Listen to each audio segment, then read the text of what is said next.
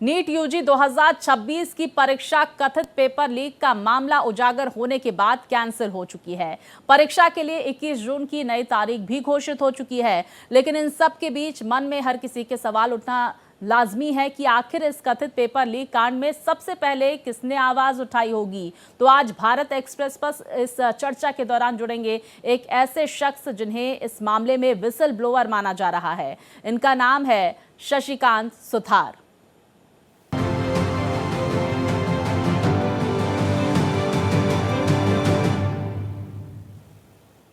तो शशिकांत सुथार से हम पहले बात करें, उससे पहले जरा ये भी समझ लीजिए कि आखिर मामले में अब तक हुआ क्या क्या है। दरअसल नीट यूजी 2026 पेपर लीक के मामले में अहम अपडेट आपको बता दें। अलग अलग राज्यों से अब तक 10 आरोपियों की गिरफ्तारी हुई है। नीट यूजी 2026 पेपर लीक का ये मामला, जहां पर 9 दिन की सीबीआई कस्टडी में 10वां आरोपी मोटेगांवकर भेजा गया है। सीबीआई कर रही है मोटेगांवकर से पूछताछ। वहीं महाराष्ट्र के लातूर से उसे गिरफ्तार किया गया है। आपको बता दें, कोचिंग का संचालक है प्रोफेसर शिवराज मोटेगांवकर। संदिग्ध छात्रों और उनके अभिभावकों से भी पूछताछ जारी है।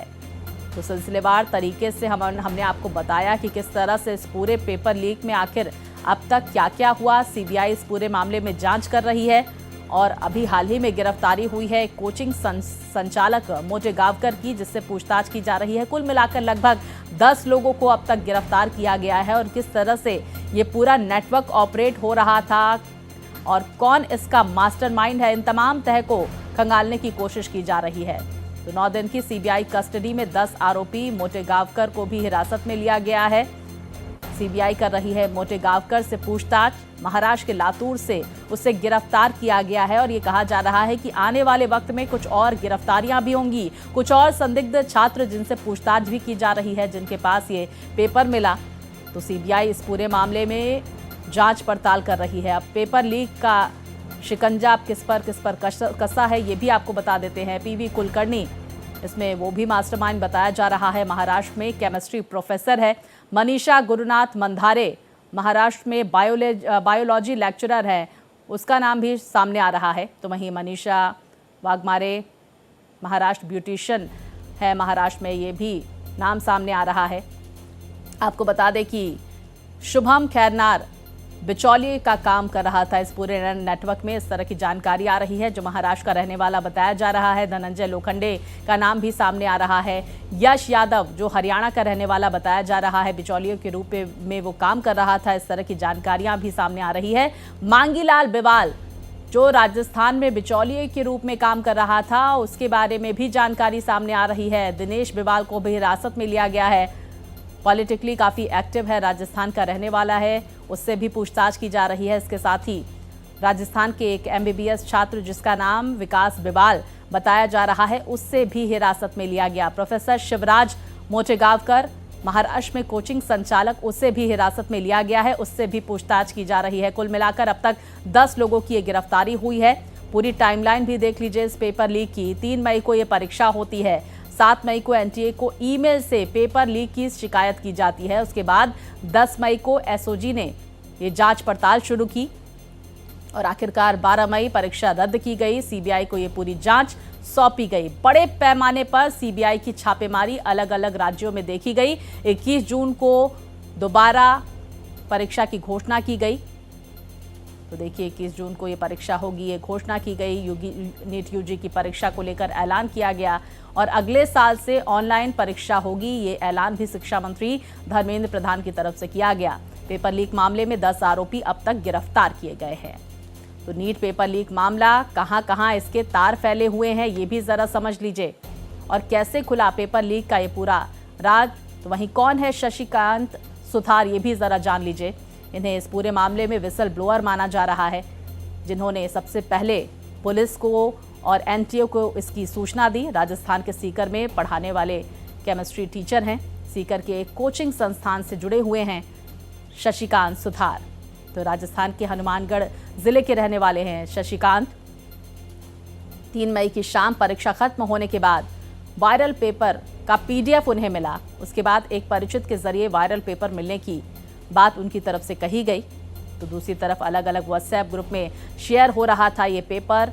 उन्होंने ये जानकारी भी दी। कथित तौर पर नीट पेपर में हूबहू केमिस्ट्री के 45 सवाल मिले हैं। फिर उन्होंने बायोलॉजी के फैकल्टी के साथ बातचीत की और उसके बाद ये पता चला कि 90 सवाल भी कथित तौर पर मैच किए गए हैं। शशिकांत ने कथित तौर पर परीक्षा में गड़बड़ी के शुरुआती सबूत जुटाए और उसके बाद एनटीए को इसके बारे में सूचित किया गया। पहले पुलिस को सूचित किया गया, उनसे संपर्क करने की कोशिश की गई और एक्शन में देरी ना होने पर एनटीए को ईमेल के जरिए सबूत सौंपे गए। तो सबूतों को एनटीए और दूसरे अधिकारियों को ईमेल किया गया। इस तरह की जानकारियां सामने आई। रिपोर्ट्स के मुताबिक कुछ घंटों बाद जांच एजेंसियों ने उनसे संपर्क किया तो मामला राजस्थान एसओजी और फिर सीबीआई तक पहुंचा। तो वहीं देखिए हमारे सहयोगी नतांश हमारे साथ जुड़ गए हैं।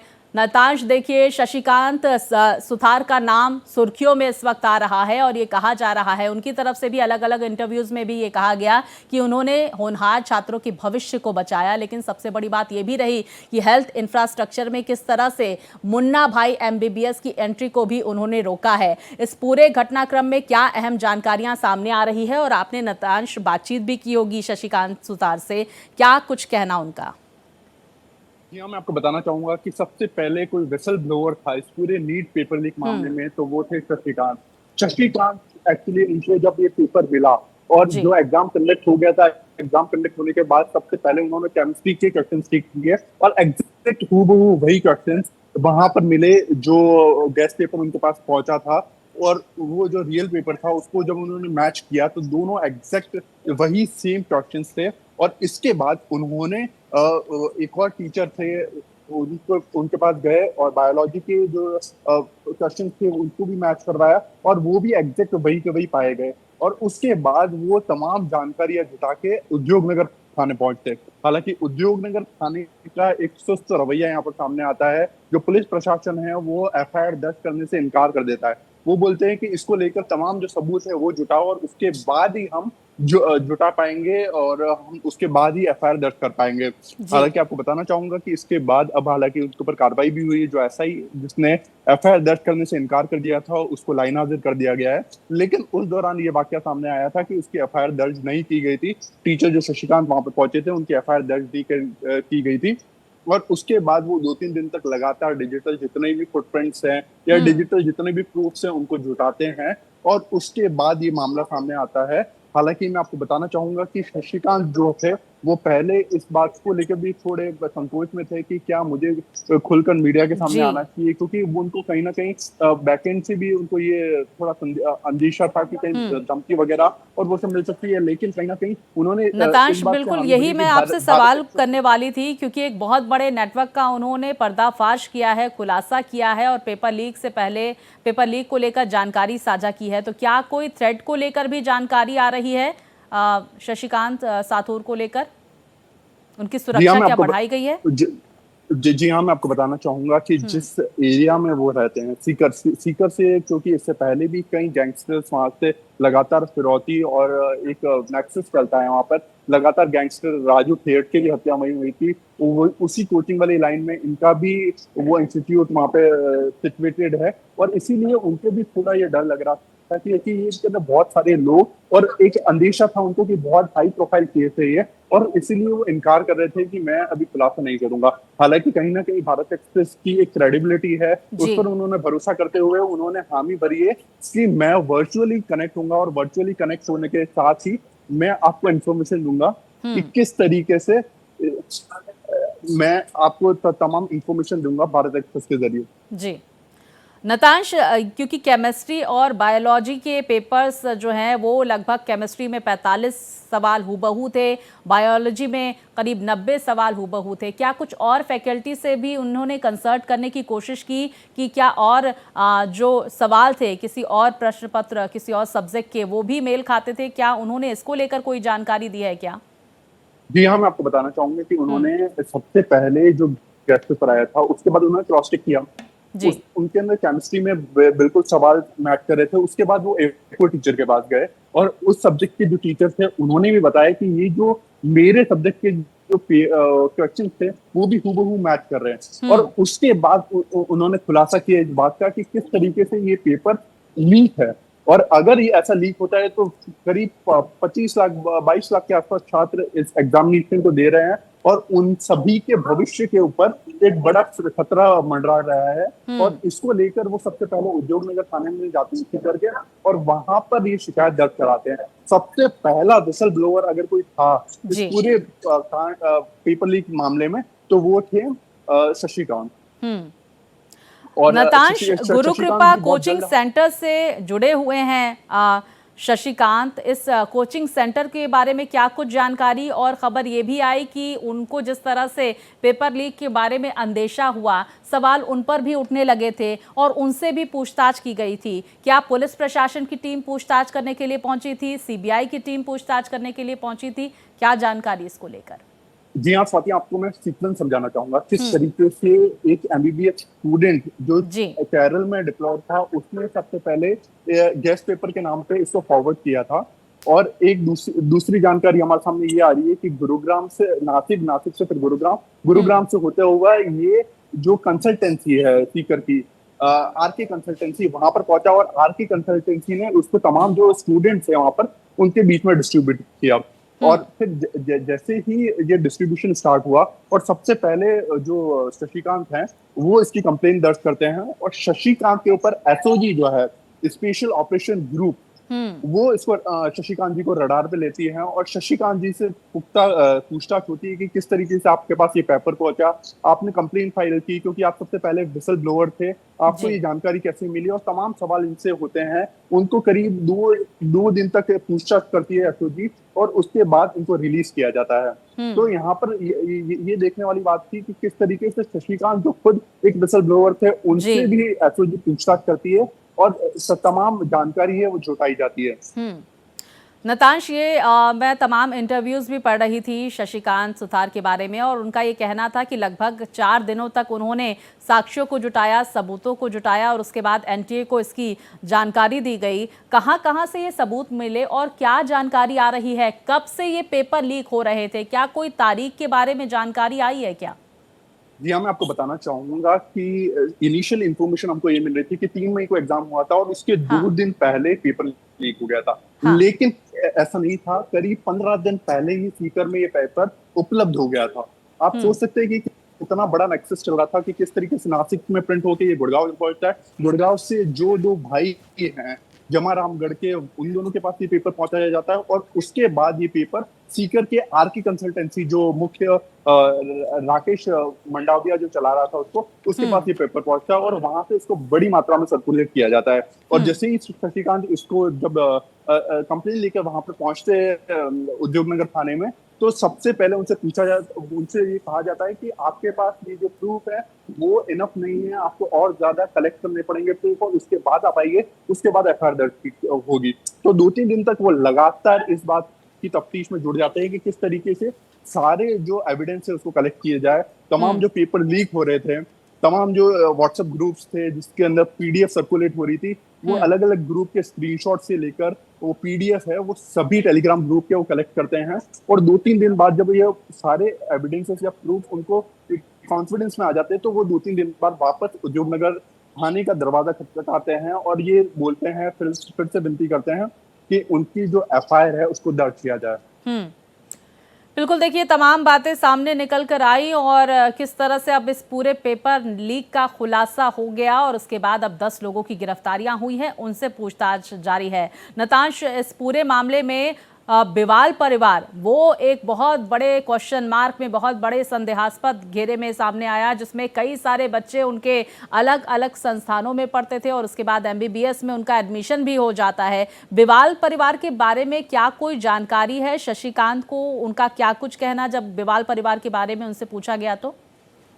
जी हाँ, मैं आपको बताना चाहूंगा कि साल 2025 का जो पेपर था उसके ऊपर भी सवाल खड़े हो रहे हैं क्योंकि जो साल 2025 में 5 जो स्टूडेंट्स है वो बिवाल फैमिली के और बिवाल फैमिली के 3 लोगों को इस बार सीबीआई ने हिरासत में लिया है। मांगीलाल बिवाल, दिनेश बिवाल और विकास बिवाल। विकास बिवाल उन्हीं छात्रों में शामिल है जिसका सिलेक्शन 2025 में हुआ था। वो एवरेज स्टूडेंट था और उसके बावजूद वो जिस तरीके से सिलेक्शन हुआ है सवाई माधोपुर कॉलेज में वो स्टडी कर रहा है, फर्स्ट ईयर का स्टूडेंट है, तो ऐसे में जो तमाम जो सवाल है वो खड़े हो रहे हैं।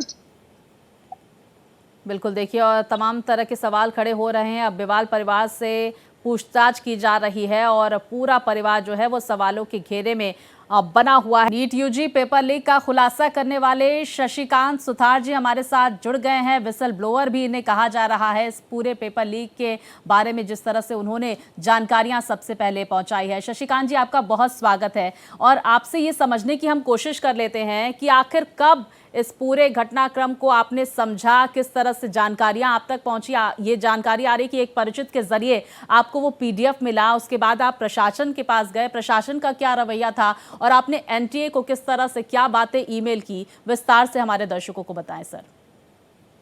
मैम, जब 3 तारीख को पेपर खत्म हुआ उसके बाद हमने बच्चों के कुछ डाउट सोल्व किए और पेपर का पूरा एनालिसिस किया।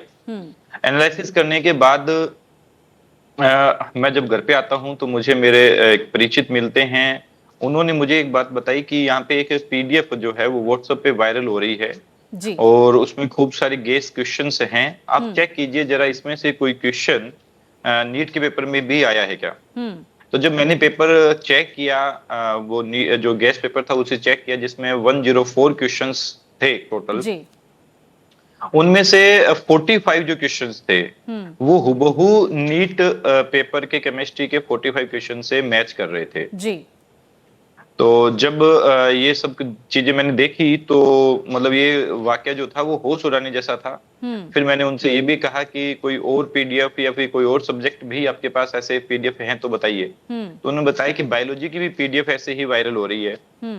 तो मैंने मेरे कलीग को बुलाकर उस बायोलॉजी की पीडीएफ को भी चेक करवाया जी। जब बायोलॉजी की पीडीएफ को हमने चेक किया और फिर उसमें थोड़ा सा मतलब कॉम्प्लिकेटेड चीजें थी। केमिस्ट्री की पीडीएफ तो हैंड रिटन थी, उसमें तो साफ साफ नजर आ रहा था क्वेश्चंस। हाँ।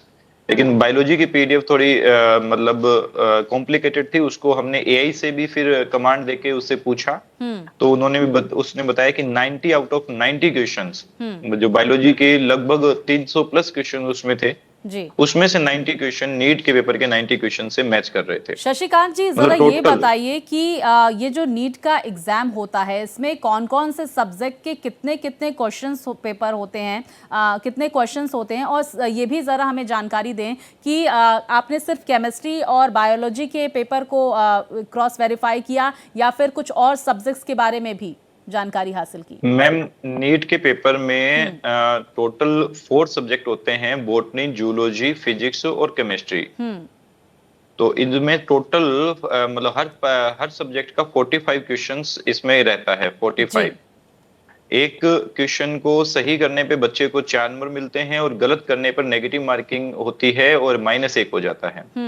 तो इस हिसाब से नीट का पेपर जो है वो 720 नंबर का होता है टोटल। 720 मार्क्स का। अच्छा, क्योंकि आपने बहुत बड़े नेटवर्क का पर्दाफाश कर दिया है, वरना अगर आप नहीं इन्फॉर्म करते तो देश को बहुत सारे मुन्ना भाई एमबीबीएस डॉक्टर्स भी मिल जाते, होनहार छात्रों का भविष्य संकट में आ जाता। क्या किसी तरह की थ्रेट को लेकर कोई जानकारी आप साझा करेंगे? आपको क्या सिक्योरिटी दी गई है पुलिस प्रशासन की तरफ से? मैम, मुझे अभी किसी भी सिक्योरिटी की जरूरत नहीं है। मैं आपके चैनल के माध्यम से जनता को और प्रशासन को यही कहूंगा कि कुछ मीडिया में ये भी मतलब कहा गया है कि मैंने कोई सिक्योरिटी की डिमांड करी है, मुझे कोई थ्रेट है या फिर मुझे कोई डर लग रहा है। मुझे ऐसा कोई डर नहीं लग रहा है। मैं किसी चीज से नहीं डर रहा हूं। मैं सिर्फ डर रहा था कि मेरे बच्चों की मेहनत खराब नहीं हो जाए, मेरे बच्चों की जो सैक्रिफाइसेस हैं वो खराब नहीं हो जाए। जो 22 लाख बच्चे हैं, 22 लाख बच्चों के साथ साथ सिर्फ बच्चे तैयारी नहीं करते, उनके परिवार भी तैयारी करते हैं, बिल्कुल उनके परिवार भी इन्वॉल्व होते हैं। तो ये मतलब ये समझिए कि बहुत बड़ी चीज हो जाती अगर उनके जो है मेहनत खराब होती। तो मुझे सिर्फ उसी का डर था और मुझे किसी से कोई डर नहीं है। अभी भी मुझे किसी से कोई भय नहीं है और मैंने किसी भी तरह की कोई भी सुरक्षा की डिमांड जो है वो प्रशासन से नहीं की है। हालांकि प्रशासन ने मुझे बोला है कि आपको बोलिए सर, बात पूरी करें अपनी। प्रशासन ने मुझे कहा है कि जब भी आपको हमारी हेल्प की जरूरत हो आप हमें बताइएगा। तो जब भी मुझे अगर ऐसा भविष्य में लगेगा तो मैं उनको जरूर अवगत करवाऊंगा इससे। बिल्कुल, 4 दिनों तक सर आपने सबूत जुटाया, साक्ष्य जुटाए, क्या मिला आपको? कब से ये जो क्वेश्चंस हैं, ये जो क्वेश्चन पेपर है, वो जो सोशल मीडिया पर फ्लोट हो रहा था, व्हाट्सएप के जरिए भेजा जा रहा था, क्या जानकारियां सर? मैम मतलब इसमें हमने 4 दिन में ऐसे ऐसी चीजें निकाली ताकि एनटीए या फिर सीबीआई या फिर जब भी कोई इन्वेस्टिगेशन टीम हमारे पास आए तो जी। वो हमारी बात पे विश्वास करे या हम किसी के पास जाएं तो हम पे विश्वास किया जाए, क्योंकि जब हम 4 तारीख को 3 तारीख को जब हम मतलब प्रशासन से मिलने गए थे तो हमें खुद को ऐसा लग रहा था कि जो सबूत हमारे पास है वो किसी ए जनरेटेड भी हो सकते हैं या फिर वो मतलब अफवाह भी हो सकती है। जी। इसके बाद जब हमने पूरे सबूत जुटा लिए तो फिर हमें लगा कि प्रशासन को सूचना नहीं करके सीधे हमें एनटीए तक सूचना से करनी चाहिए, ताकि जो बच्चे हैं वो पैनिक नहीं हो, बिना काम की कोई अफवाह नहीं फैले। जो हमारे पास है उनका क्रॉस वेरिफिकेशन जो है वो डायरेक्ट एनटीए से या सीबीआई से अगर हो जाए तो सबसे बढ़िया रहेगा। एंड आप सर प्रशासन के पास गए, उनका क्या रवैया था और एनटीए को आपने क्या ईमेल किया, एनटीए का क्या रिस्पांस मिला आपको? हमने मतलब जो प्रशासन के पास गए थे उनका भी काफी सपोर्टिव रोल रहा है इसके अंदर। मैं प्रवीण जी नुनावत जो सीकर के एसपी हैं उनका भी धन्यवाद करना चाहूंगा इसके अंदर कि उन्होंने भी काफी सपोर्टिव रोल प्ले किया है। और पूरी ही प्रशासन का, पूरी पुलिस का, सभी एमएचए के जो भी इन्वेस्टिगेशन एजेंसी थी उनका और सीबीआई का और राजस्थान के एसओजी का खास तौर से मैं धन्यवाद करना चाहूंगा कि उन्होंने इस मामले को इतना मतलब सीरियसली लिया और इतनी जल्दी, और बड़ी बड़ी गिरफ्तारियां भी हुई और बहुत जल्दी इसमें मतलब ये भी कहा गया कि पेपर लीक्ड है और रीनीट करवाया जाएगा। अब देखिए इतिहास में पहली बार हुआ होगा कि 3 या 4 दिन के अंदर भारत सरकार ने इतना बड़ा फैसला लिया है इतने ज्यादा लोगों के, बच्चों के लिए। हाँ। वरना ऐसा फैसला लेने में थोड़ा समय लग जाता है, लेकिन इस बार भारत सरकार ने भी और एनटीए ने भी बहुत अच्छा फैसला लिया है। मैं उस फैसले की भी सराहना करता हूँ कि बिल्कुल अगले साल ऑनलाइन मोड, इसी पर मैं आपकी प्रतिक्रिया भी जानने की कोशिश करूंगी सर। और दूसरी बात ये भी जरा समझ लेते हैं कि आपसे भी इस मुद्दे पर बहुत सारी टीम्स ने पूछताछ की, किसने किसने पूछताछ की, किस तरह के सवाल रहे वो और क्या कुछ कहना था टीम्स का? मैम सबसे पहले हमारे पास एमएचए की टीम आती है, उन्होंने हमसे पूछताछ करी है दिल्ली से। फिर इसमें राजस्थान एसओजी इन्वॉल्व होती है, उसके बाद सीकर पुलिस भी इसमें मतलब बहुत मेन रोल प्ले करती है। उन सभी ने हमसे पूछताछ इसमें करी है, हमने उनका पूरा सपोर्ट किया है और उन्होंने भी हमें मतलब फुल मोटिवेट किया है इस मामले में। अगर हम ये आगे आते हैं तो मैं बाकी अपने देशवासियों से भी यही कहना चाहूंगा कि कभी भी ऐसे अन्याय होते देखें तो जरूर उसकी आवाज उठानी चाहिए। आपको नहीं डरना चाहिए किसी भी हाल में, कुछ नहीं होगा कभी भी, ठीक है। हम सत्य के साथ खड़े हैं, आपके हौसले को हम सलाम करते हैं और आपकी वजह से जो होनहार छात्र हैं उनका भविष्य बच गया। इसके साथ ही एक अंतिम सवाल मैं आपसे पूछना चाहूंगी, बहुत शॉर्ट में इसका जवाब दें। बिवाल परिवार जो राजस्थान का, जिसकी संलिप्तता बहुत ज्यादा इस पूरे मामले में आ रही है, उनको आप कुछ उनको जानते पहचानते हैं? उनके बारे में कोई जानकारी अगर आपको हो तो? नहीं मैम, मैं मतलब इसमें जितनी भी गिरफ्तारियां वगैरह हुई है उनको किसी को पहले से किसी को नहीं जानता था और ना ही हमारी ऐसी कोई मंशा रही है, मेरी और मेरी पूरी टीम की ऐसी कोई मंशा नहीं रही है कि हम किसी को फंसाएं या फिर कोई इसमें गिरफ्तार हो या नहीं हो। हमारा काम सिर्फ और सिर्फ हमारे बच्चों के भविष्य को सिक्योर करना था, हमारे बच्चों की मेहनत को सिक्योर करना था। वो काम हमने किया और जैसे ही रीनीट अनाउंस हुई बस हमारा काम वहीं तक का था और हमने अपना मतलब जो हमने कदम उठाया हम उसमें ही अपनी सफलता देखते हैं। बहुत शुक्रिया सर आपका, आप हमारे साथ जुड़े इस चर्चा में। आपने बहुत महत्वपूर्ण बातें हमारे दर्शकों तक पहुंचाई है और आपका हम धन्यवाद करेंगे उन छात्रों के जरिए कि आपने इन होनहार छात्रों के भविष्य को बताया और देश के हेल्थ इंफ्रास्ट्रक्चर सेक्टर में मुन्ना भाइयों की एंट्री पर रोक भी लगा दी। बहुत शुक्रिया हमारे साथ जुड़ने के लिए।